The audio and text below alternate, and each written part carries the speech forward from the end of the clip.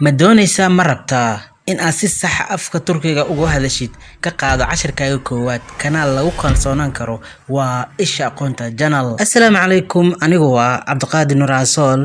Luqadaad baranaysa waa luqad Turkishka.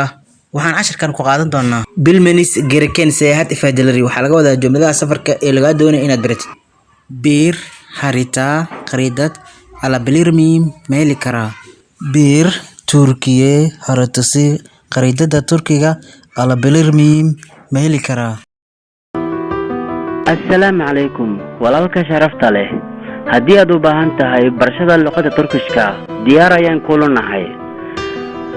Fadlan koorta waxaa jirto muddo 8 bil soconayso oo dhinac kasta ka dhisayso. Haddaba hadaahin fariin noogu soo dir.